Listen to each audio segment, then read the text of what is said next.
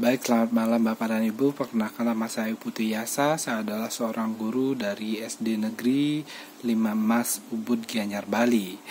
Nah, pada kesempatan kali ini saya akan membuat video yang bertujuan untuk menjawab 3 pertanyaan yang sudah disediakan di webinar melalui Belajar Semangat Guru 2.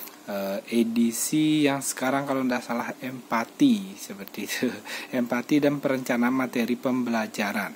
Nah, yang pertama, apa hal baru yang Anda pelajari tentang empati dan perencanaan materi pembelajaran? Yang kedua, mengenai bagaimana lembar aksi 1 membantu Anda untuk melatih empati.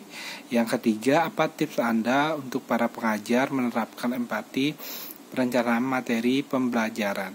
Nah, hal baru yang saya dapatkan dari pembelajaran tersebut bahwasanya emosi kita, emosi dalam diri maupun emosi dari luar diri kita itu ternyata mempengaruhi sistem pembelajaran kita di kelas juga, seperti itu. Nah, dari apa yang saya tangkap pemaparan materi dari webinar yang keempat ini mengenai empati dan perencanaan materi pembelajaran, bahwasanya yang namanya empati tersebut perlu kita lakukan di sekolah, perlu kita terapkan, seperti itu ya.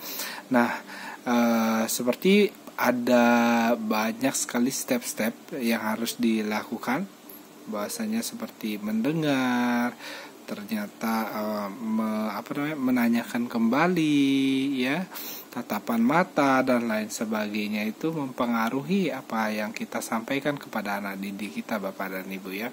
Nah, di situ ada beberapa jenis empati. Tadi ada empati global, kognitif dan lain sebagainya. Ternyata banyak sekali. Nah, sebelumnya saya belum mengenal yang namanya empati seperti itu.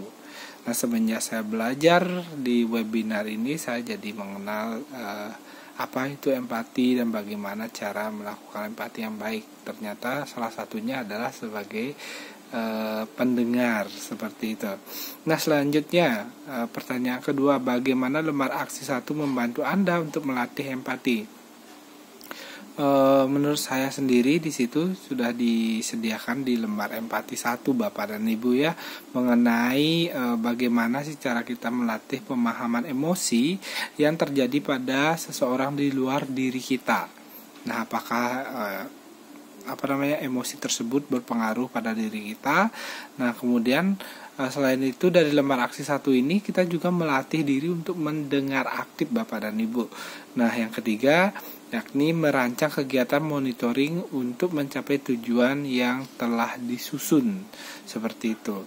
Nah, selain itu pada aksi 1 juga, Bapak dan Ibu ya, di situ memahami nuansa emosi yang pernah kita alami sebagai seorang guru tentunya, kemudian memahami perasaan orang lain pada kejadian tertentu dan memahami diri memotong pembicaraan rekan Anda. Nah, maksudnya di sini mungkin kalau misalkan dalam kondisi seperti apa, bagaimana cara kita memotong pembicaraan yang terkesan lebih sopan, seperti itu.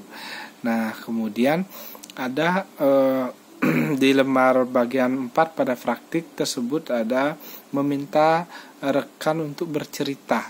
Nah, kemudian di situ ada tentang tentang pengalaman yang paling berkesan dalam praktik mengajar dan lain sebagainya ya.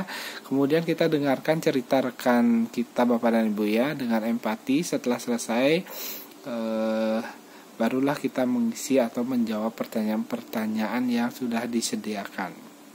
Itu yang kedua.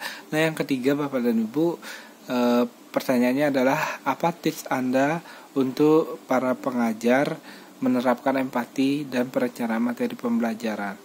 Wah, kalau dari saya sih, karena tadi sudah dijelaskan dari webinar, sangat jelas sekali bahwasanya kita harus sebagai pendengar yang baik, seperti itu ya.